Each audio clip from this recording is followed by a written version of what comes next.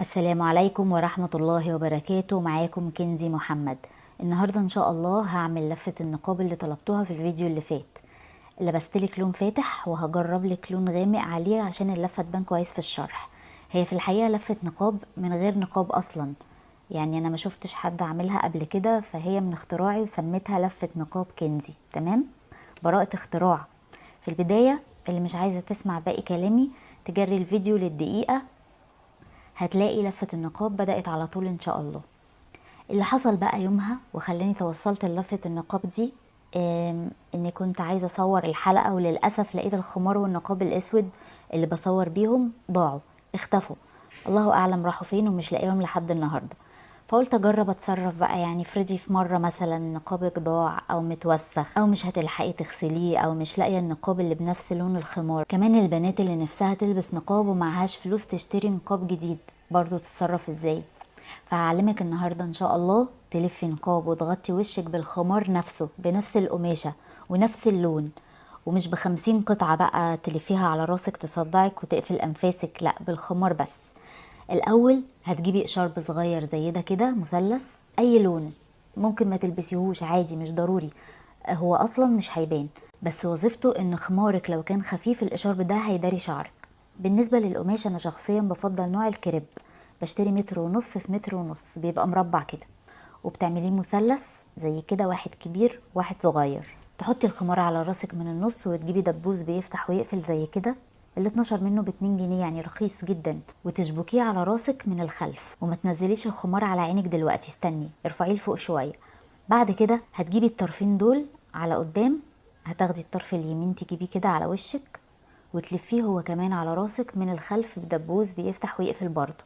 تحكميه كويس بالدبوس عشان ما يقعش من على وشك وانتي ماشيه. تمام، نكمل الشرح بقى على الخمار الاوف وايت عشان ما نتلخمش. وبعدين تاخدي الطرف التاني تشبكيه في فستانك او عبايتك من هنا كده، تيجي بقى على الخمار من فوق تنزليه على عينك بالقدر اللي تقدري تشوفي بيه الشارع كويس. وعلى فكرة الطريقة دي لو خفيتي عينك تماما هتقدري برضو تشوفي الشارع عادي. هتيجي من هنا ومن هنا تشبكي الخمار اللي فوق في الجزء اللي على وشك بدبوسين طرحة عشان ما يتشدش من على وشك ويقع.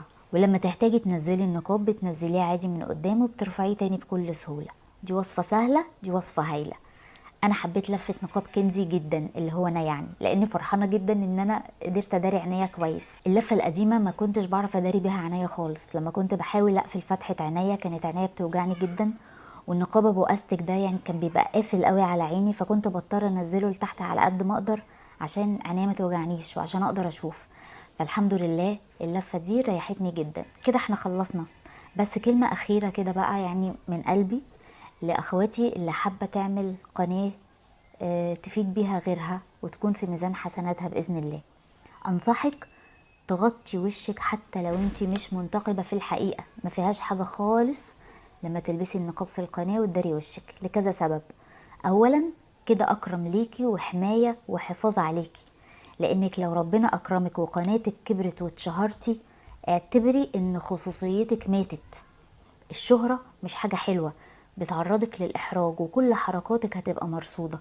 في يوتيوبرز اتشهروا اضطروا بعد ما اتشهروا انهم يعزلوا من بيوتهم لانهم بقوا يلاقوا الناس واقفين لهم على باب بيتهم الفجر. متخيلين؟ يعني الخصوصية كده انتقلت الى رحمة الله، حاجة وحشة جدا طبعا. وممكن كمان لو حد بقى اعجب بيكي ومجنون بيكي ده ممكن يعمل فيكي حاجة، فتضطري تمشي بادي جارد بقى زي الممثلين وتمشي كده تستخبي من الناس. ممكن، ليه لا؟ في ناس قنواتهم المتابعين عندهم وصلوا لملايين، عمرهم ما كانوا يتخيلوا انهم يبقوا في الموقف ده. النقاب كمان هيبعدك عن تأنيب الضمير، ان حد اتعلق بيكي بقى، مثلا حد يعاكس يكتب كلام يضايقك في تعليق، حد يعيب على شكلك. ما انت مش هيتابعك ملائكة، في المحترم وفي اللي مش محترم، فتزعلي بقى وتكتئبي وتقفلي القناة ومجهودك يروح على الفاضي. ليه؟ كمان ممكن الشيطان بقى يفضل ينخر في دماغك لازم تحطي ميك اب وتحطي فلاتر وتنفخي شفايفك عشان تعجبي الجمهور. مش شايفه فلانه اموره ازاي؟ انت عايزه الناس يقولوا عليكي وحشه؟ انت عايزاهم يشوفوها احلى منك وانت تطلعي لهم كده بهالاتك وحبوبك ورموشك القصيره وشعرك الفاضي؟ ركبي رموش وركبي شعر، البسي باروكه، نفخت شفايفها دورين، انفخي شفايفك 15 دور، اقلعي الحجاب، بيني شعرك، بيني رقبتك، لحد ما يوصلك لليفل الوحش بقى ويقولك ما ترقص يا وحش الكون، اعمليك فيديو كده فرتكه، خلي قناتك تضرب وجمهورك يكتر.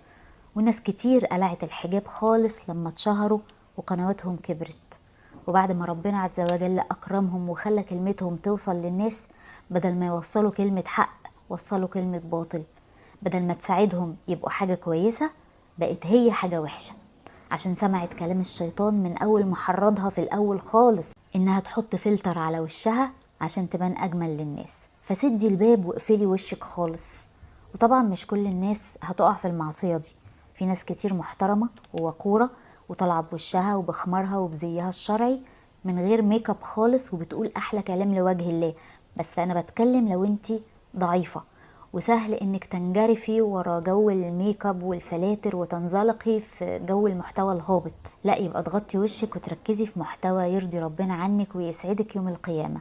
مفيش حد فينا كبير على المعصية. ما تبقيش استعملتي نعمة ربنا في مخالفة اوامره، النعمة اللي هي نعمة جمالك، بصرك، سمعك، كلامك، نعمة الانترنت والكهرباء والباقة والعلم والفيديوهات، كل دي نعم، يعني استخدمها فيما يرضي الله يا اما بلاها خالص. لو مش هتعرفي تسيطري على نفسك ابعدي عنها وقطعيها. سبحانك اللهم وبحمدك، أشهد أن لا إله إلا أنت، أستغفرك وأتوب إليك وأؤمن بك وأتوكل عليك. وكنت معاك